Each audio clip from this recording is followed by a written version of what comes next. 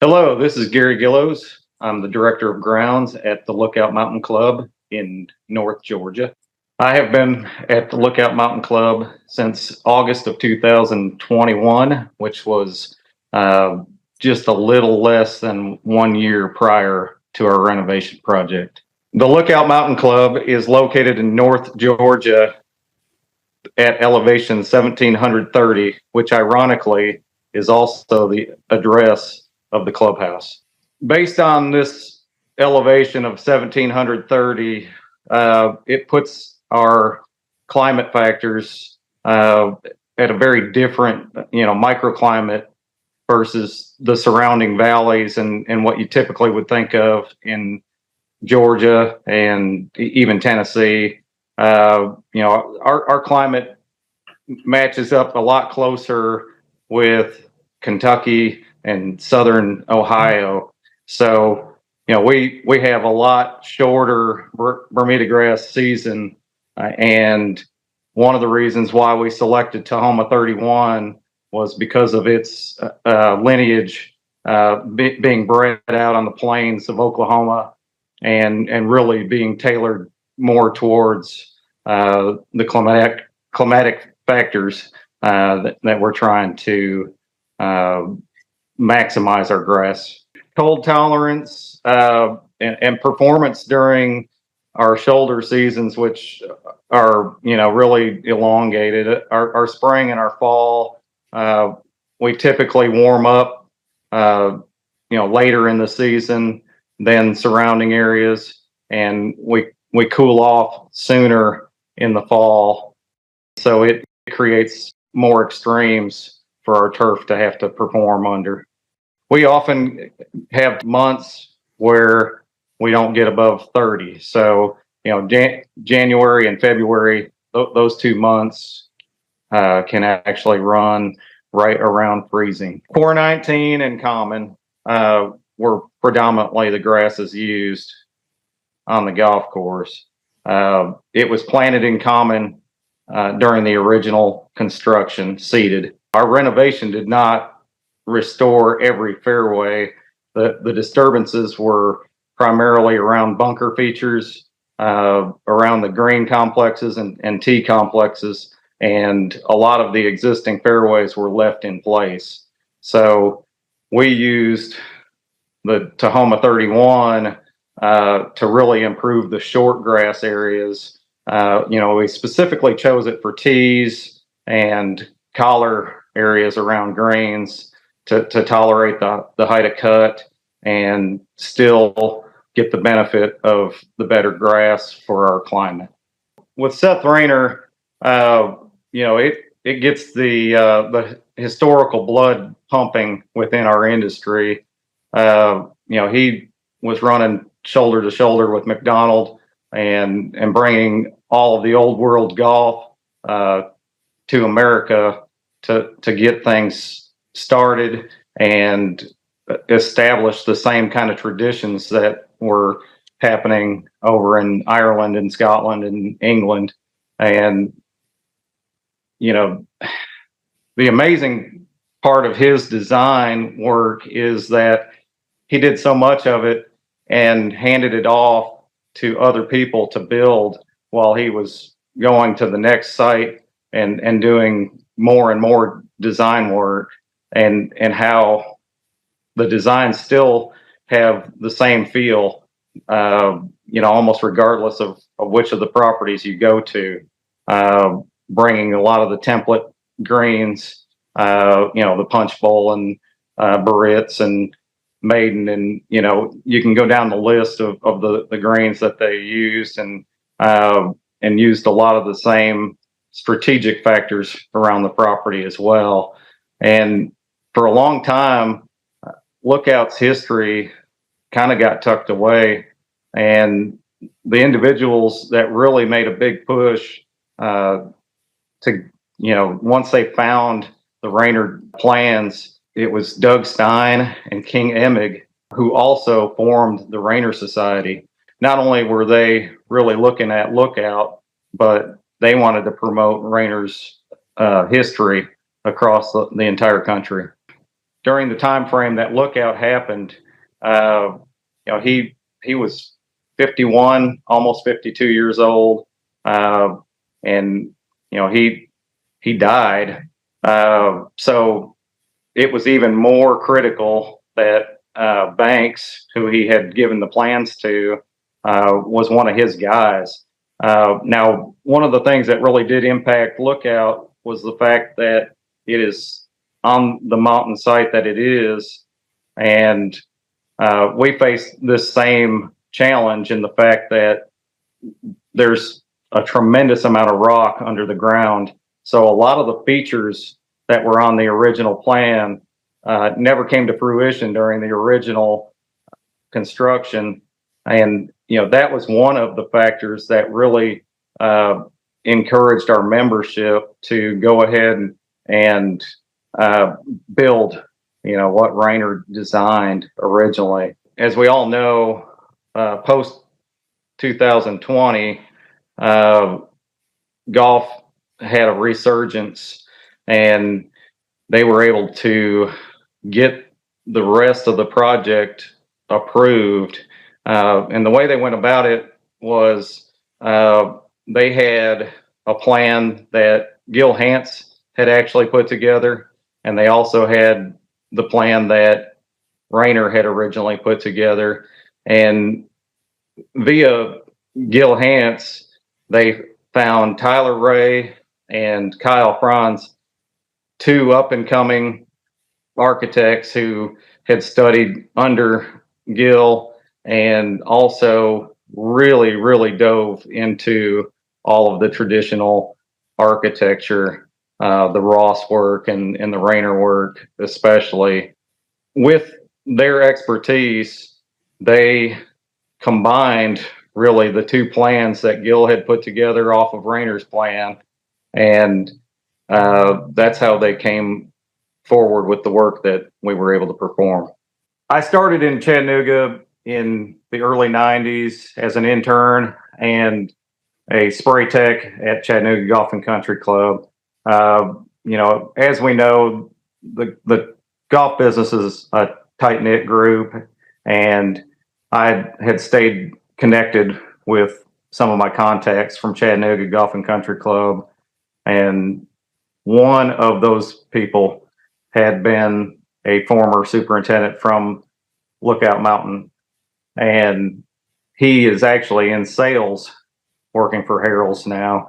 And he told me about the project that was forthcoming. Just knowing how important Raynor's work has become in our business, it made it a real no-brainer to come to Lookout Mountain Club for this project. And I was super excited to be able to help them put together a lot of the factors. I really found out that a lot of the negotiations and planning had been done prior to my arrival. However, I was able to help them decide on Tahoma 31 and help them pick the bent grass that we put on our greens, and a lot of the other factors that moved us into the project. So I feel really good about having helped coordinate things, and it's always a team effort anyway. Whenever you take on a project like this, the membership obviously has to have full confidence in where you're taking them. The architects, they have their design factors, and you talk through all of those. And then as superintendents, we look at all of the other factors and try to make sure that we put the property in the proper position to succeed. How this is different than a lot of other projects that I've taken part in was this was really a design build. Even though we had two sets of plans that were used to formulate a lot of the things that ended up on the golf course, we still had to make a lot of adaptations based on the site itself. And, if you go back to the original construction, mid 20s, the Lookout Mountain Club was the most expensive project that was ever performed, and they still were not able to put all of the features in that Raynor had. So if you fast forward to our project, when we dove into the site, the original greens were really a modified push-up green site, and so to be able to bring modern construction techniques, we had to create the bowl that our greens mix goes into. 8 of the 18 greens had to have rock hammer work done in to actually get the rock. Our goal was to get it 18 inches below the sub to make sure that the greens weren't heating up in the summertime, and that they were able to drain properly. The Tahoma, the role that it ended up playing in our finished product is that we're able to mow it below half an inch and create the firm, fast conditions that we want to have around our greens, to promote the bump and run shots, and also on tees to aesthetically set them off from the surrounding Bermuda grass. We're mowing it at 400. We chose Tahoma for our tee tops and a lot of the approach and collar areas around greens to have a nice, tight, fine textured Bermuda grass. Some of the factors that Tahoma mitigated for us were the shoulder seasons, especially. So the time coming out in the spring, we were looking for something that would hopefully green up faster and start to grow and be able to recover from traffic and divots earlier in the season. And the same would be said on the other end of the season in the fall. It's going to stay green longer into the cool weather, and again, be able to hopefully heal from traffic and divots longer. Because really, our 419 and common, our season is about 3 to 3.5 months long for real favorable temperatures. Tahoma 31, because it stays green longer and grows during lower temperatures than the 419, we feel allows us 60 more days of good performance. Tahoma 31, when we looked at it closer, it allowed us to use our growth regulators and not see as much bronzing as we have on some of the other Bermuda grasses. And along with that, we have less concern with cleaning up grass clippings, and we're able to keep the upright growth and a tight turf easier. Because of the slopes on this golf course, it acts droughtier than it is sometimes, and it's shallow soil. Topography plays a big role in where water ends up, and because we are a rocky clay soil, we have a lot of runoff potential. So we have to pay attention to how much and how fast the water gets to certain areas. The Tahoma has performed very well in some of our steepest sloped areas. Definitely can speak to its drought tolerance.